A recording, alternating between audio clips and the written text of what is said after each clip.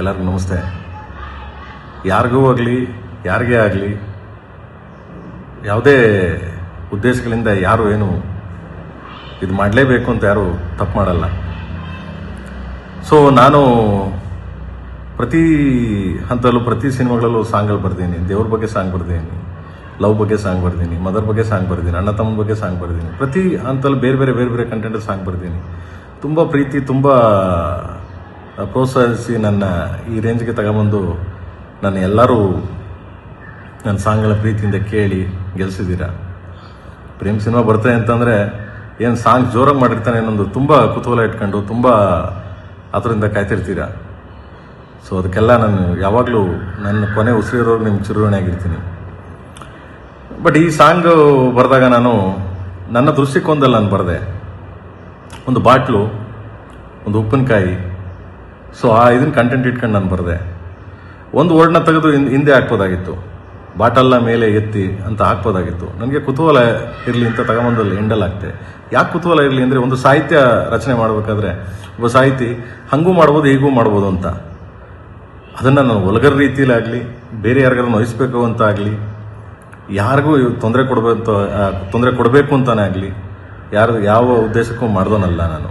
ಯಾಕಂದರೆ ಇವತ್ತಿನವರೆಗೂ ನಾನು ಮಾಡಿಲ್ಲ, ನಂಗೆ ಸಾಯೋವರೆಗೂ ನಾನು ಮಾಡೋದು ಇಲ್ಲ, ನನಗೆ ಅದು ಅವಶ್ಯಕತೆಯೂ ಇಲ್ಲ ನನಗೆ. ಸೊ ಇದರಿಂದ ಸುಮಾರು ಜನಕ್ಕೆ ಅದು ಯಾವ ದಿಕ್ಕಲ್ಲಿ ಅದನ್ನು ಅರ್ಥ ಮಾಡ್ಕೊಂಡಿದ್ದಾರೋ, ಸೊ ನನಗದು ಗೊತ್ತಿಲ್ಲ. ನನ್ನ ಅರ್ಥದ ಪ್ರಕಾರ ನನ್ನ ಬರೀಬೇಕಾದ್ರೆ ನಾನು ಈ ಅರ್ಥದಲ್ಲಿ ಅದನ್ನು ಹೇಳಿದೆ. ನಾನು ಮೀಡಿಯಾ ಮುಂದೆನೂ ಅದನ್ನು ಹೇಳಿದೆ. ನಾನು ಆದರೂ ತುಂಬ ಜನ ನನ್ನ ಪ್ರೀತಿ ಮಾಡೋರು, ನನ್ನ ತುಂಬ ಹೃದಯ ಕತ್ತರುವಂಥದ್ದಾಗೋರು, ನನ್ನ ಫ್ಯಾನ್ಸ್ಗಳಾಗಲಿ ನನ್ನ ಫ್ಯಾಮಿಲಿ ಆಗಲಿ ಎಲ್ಲರೂ ನಾನು ತುಂಬ ಪ್ರೀತಿ ಮಾಡೋರು. ಸೊ ಕೆಲವ್ರಿಗದು ಹರ್ಟ್ ಆಗಿರ್ಬೋದು, ಕೆಲವ್ರಿಗದು ನನ್ನಿಂದ ಪ್ರೇಮ್ ಈ ಥರನ, ಪ್ರೇಮ್ ಹಿಂಗೂ ಬರೀತಾನ ಅಂತ ಕೆಲವರೆಲ್ಲ ಕೇಳಿದ್ರು. ಸೊ ನಾನು ಒಬ್ಬ ಸಾಹಿತ್ಯ ಆದಮೇಲೆ ಸಾಹಿತ್ಯ ರಚನೆ ಮಾಡ್ಬೇಕಾದ್ರೆ ಹಾಗೂ ಬರೀಬೇಕು, ಹೀಗೂ ಬರೀಬೇಕು, ಎಲ್ಲ ಥರ ಬರೀಬೇಕು. ಬಟ್ ಹಂಗನ್ಬಿಟ್ಟು ಕೀಳು ಭಾವನೆಯಲ್ಲಿ ಯಾರ್ದು ಕೀಳು ಮಟ್ಟದ ಸಾಹಿತ್ಯಗಳನ್ನ ಬರೀಬಾರ್ದು. ಬಟ್ ಇದನ್ನು ನನ್ನ ದೃಷ್ಟಿಕೋನದಲ್ಲಿ ನಾನು ಬಾಟಲ್, ಉಪ್ಪಿನಕಾಯಿ ನಿಮ್ಗೆ ಅವಾಗಲೇ ಹೇಳಿದೆ ನಾನು. ಸೊ ಬಾಟಲ್ನ ಮೇಲೆ ಎತ್ತಿ ತೊಟ್ಟಿಗೆ ತಂಗೊಳಗೆ ಇಳಿಸಿ ಅಂತ ದಿಸ್ ಅ ಬಾಟಲ್ ಅದು. ಸೊ ಅದನ್ನು ಬೇರೆ ಬೇರೆ ಅರ್ಥದಲ್ಲಿ ಕಲ್ಪನೆ ಮಾಡ್ಕೊಂಡ್ರು, ಬೇರೆ ಬೇರೆ ಅರ್ಥದಲ್ಲಿ ಇದು ಮಾಡ್ಕೊಂಡು ನನ್ನನ್ನು, ನನ್ನ ಫ್ಯಾಮಿಲಿನ, ನನ್ನ ಕೆಟ್ಟ ಅಬ್ಯೂಸ್ ಮಾಡ್ಕೊಂಡು ತುಂಬ ಲೈಕ್ಸು ಕಾಮೆಂಟ್ಸ್ಗೋಸ್ಕರ ಮಾಡ್ತಾ ಇದ್ದೀರಾ. ಎನಿವೆ ಥ್ಯಾಂಕ್ಸ್, ಅವ್ರಿಗೆಲ್ಲ ಒಳ್ಳೇದಾಗಲಿ. ಯಾರ್ಯಾರು ನನ್ನ ಕಾಲು ಎಳಿಬೇಕು, ನನ್ನ ಬಗ್ಗೆ ಕೀಳಾಗಿ ಮಾತಾಡಬೇಕು ಅನ್ನೋದೆಲ್ಲ, ಸೊ ಅದು ನಿಮಗೆ ಬಿಟ್ಟಿದ್ದು. ಏನು ಮಾಡೋಕ್ಕಾಗಲ್ಲ, ಅದನ್ನು ಏನು ಮಾಡೋಕ್ಕಾಗಲ್ಲ. ನಿಮ್ಗೆ ಆ ಥರದವ್ರಿಗೆಲ್ಲ ಅವ್ರಿಗೆಲ್ಲ ಒಳ್ಳೇದಾಗಲಿ, ದೇವ್ರು ನಿಮ್ಮನ್ನೆಲ್ಲ ಚೆನ್ನಾಗಿಟ್ಟಿರಲಿ. ನಾನು ಯಾರಿಗೂ ಈ ಸಾಂಗ್ ಬರೆದಿದ್ದು ಯಾರಿಗೂ ನೋಯಿಸ್ಬೇಕು, ಯಾರಿಗೂ ಹರ್ಟ್ ಮಾಡಬೇಕು, ಯಾರಿಗೂ ತೊಂದರೆ ಕೊಡಬೇಕು ಅಂತೇನು ನನಗೆ ಅವಶ್ಯಕತೆ ಇಲ್ಲ. ಹಂಗೇನಾದರೂ ನಿಮ್ಗಳಿಗೆ ಹರ್ಟ್ ಆಗಿದ್ರೆ, ಹಂಗೇನಾದರೂ ನಿಮ್ಗಳಿಗೆ ನನ್ನಿಂದ ನೋವಾಗಿದ್ರೆ, ಸೊ ಕ್ಷಮೆ ಇರಲಿ, ಕ್ಷಮಿಸಿ ಅಂತ ಕೇಳ್ತೀನಿ ನಾನು ಎಲ್ಲರಿಗೂ. ಆ್ಯಂಡ್ ಯಾಕೆಂದರೆ ನಾನು ಕ್ಷಮೆ ಕೇಳೋದು ತಪ್ಪೇನಿಲ್ಲ ನನಗೆ. ಏನಕ್ಕೆ ಇನ್ನೊಬ್ರಿಗೆ ಹರ್ಟ್ ಮಾಡಿ ಅದರ ಮೇಲೆ ನಾನು ಹೋಗಿ ಜೀವನ ಮಾಡೋದಾಗಲಿ, ಅದರ ಮೇಲೆ ನಾನು ಹೋಗಿ ಇನ್ನೊಂದು ಕೋಟೆ ಕಟ್ಟೋದಾಗಲಿ ನನಗೆ ಅವಶ್ಯಕತೆನೇ ಇಲ್ಲ. ಯಾಕಂದರೆ ನೀವಿದ್ರೆ ನಾನು, ಸೊ ನೀವೆಲ್ಲ ಸಪೋರ್ಟ್ ಮಾಡೋದ್ರಿಂದ ನಾನು. ಸೊ ಅದರಿಂದ ಆ್ಯಂಡ್ ಆ ಸಾಂಗು ಅಷ್ಟೇ, ಯಾರಿಗಾದ್ರೂ ಹರ್ಟು, ನೋವು, ತೊಂದರೆ ಯಾರಿಗಾದ್ರೂ ಹಂಗೆ ಆಗಿದ್ದಲ್ಲಿ ನಾನು ಮತ್ತೆ ಸಾಂಗ್ನ ರೀರೈಟ್ ಮಾಡ್ತೀನಿ. ಓಕೆ, ಮತ್ತೆ ರೀರೈಟ್ ಮಾಡ್ತೀನಿ. ಸೊ ಮತ್ತೆ ತಿರ್ಗಾ ದೇಶಾದ್ಯಂತ ರಿಲೀಸ್ ಮಾಡ್ತೀನಿ, ಮತ್ತೆ ಬರೀತೀನಿ ಅದನ್ನು, ಬೇರೆ ಬರೆದು ಮತ್ತೆ ಮಾಡ್ತೀನಿ. ಯಾಕೆಂದರೆ ನಿಮ್ಗೆ ಹರ್ಟ್ ಮಾಡಿ, ನಿಮಗೆ ತೊಂದರೆ ಕೊಟ್ಟು, ನಿಮಗೆ ನೋಯಿಸಿ ನಾನು ಯಾವತ್ತೂ, ನನಗೆ ಆ ಥರದ್ದು ಉದ್ದೇಶನೂ ಬೇಡ. ನನಗೆ ಅದೇನು ಅರ್ಥ ಆಗಿದೆ ನನಗದು ಗೊತ್ತಿಲ್ಲ. ಸೊ ಆ ಹಿಂದಿ ಸಾಂಗು ಬರಿಬೇಕಾದ್ರೂ ಅಷ್ಟೇ ಕೆಲವು ವರ್ಡ್ಸ್ಗಳು ನನಗೆ, ಕೆಲವು ವರ್ಡ್ಸ್ಗಳಾಗುತ್ತೆ, ಸಮ್ ವರ್ಡ್ಸ್ಗಳು ನನಗೆ ಇದಾಗುತ್ತೆ, ಕೆಲವು ಜಾಸ್ತಿ ವರ್ಡ್ಸ್ಗಳು ನಂಗೆ ಗೊತ್ತಿಲ್ಲ ಹಿಂದಿ. ಬಟ್ ಹಿಂದಿ ಬರೆದಿದ್ದು ನಮ್ಮ ರಕೀಬ್ ಆಲಮ್ ಅವರು ಏಕಾಏಕಿ ಅದೊಂದು ಸ್ಟೇಟ್ಮೆಂಟ್ ಕೊಟ್ಟರು ಅವರು, ಇಲ್ಲ ನನಗೆ ಕನ್ನಡ ಏನಿತ್ತು ಅದನ್ನೇ ಬರ್ದಿದ್ದೀನಿ ನಾನು ಅಂತ. ಕನ್ನಡದಲ್ಲಿ ತುಂಬ ಚೆನ್ನಾಗಿದೆ ಸಾಹಿತ್ಯ.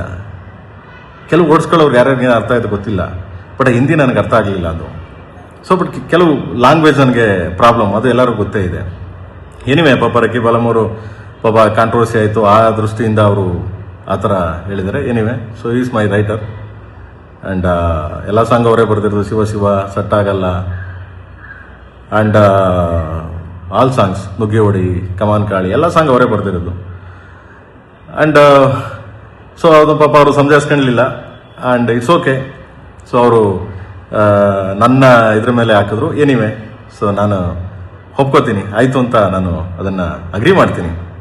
ಯಾಕೆಂದರೆ ಅವರು ಎಲ್ಲೋ ಭಯದಿಂದ ಎದ್ರಕೊಂಡು, ಭಯದಿಂದ ತುಂಬ ಇದರಿಂದ ಅಯ್ಯೋ ನಾನು ಈ ಥರ ಹಿಂಗಾಗ್ತಿದೆ ನನಗೆ ಅಂತ ಎದ್ರಕೊಂಡು ಅವರು ಪ್ರೊಡಕ್ಷನ್ ಮೇಲಾಗಲಿ, ಪ್ರೇಮ್ ಮೇಲಾಗಲಿ, ಸೊ ಸಿನಿಮಾ ಮೇಲಾಗಲಿ ಹಾಕಿದ್ದಾರೆ. So anyway, so no problem.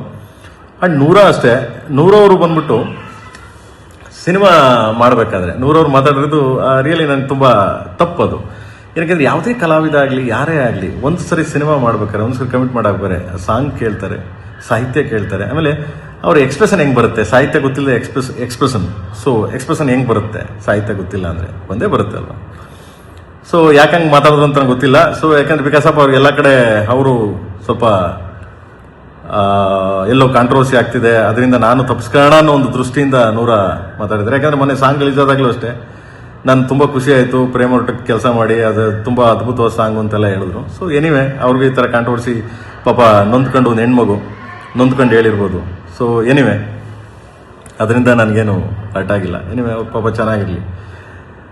And so ಈ ಸಾಂಗ್ನ ನಾನು ಮತ್ತೆ ರೀರೈಟ್ ಮಾಡಿ ನಿಮ್ಗೆ ಯಾರಿಗೂ ತೊಂದರೆ ಆಗ್ದಂಗೆ, ನಿಮ್ಗೆ ಯಾರಿಗೂ ಹರ್ಟ್ ಆಗ್ದಂಗೆ, ಸೊ ಮತ್ತೆ ಇದನ್ನು ಅಪ್ಲೋಡ್ ಮಾಡ್ತೀನಿ. ಓಕೆ.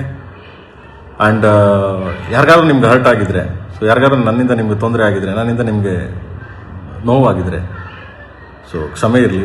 ನನ್ನ ಕಡೆಯಿಂದ, ನನ್ನ KD ಟೀಮ್ ಕಡೆಯಿಂದ ಹಾಗೂ KVN ಪ್ರೊಡಕ್ಷನ್ ಕಡೆಯಿಂದನೂ ನಾನು ನಿಮ್ಗಳಿಗೆಲ್ಲ ಕ್ಷಮೆ ಕೇಳ್ತೀನಿ.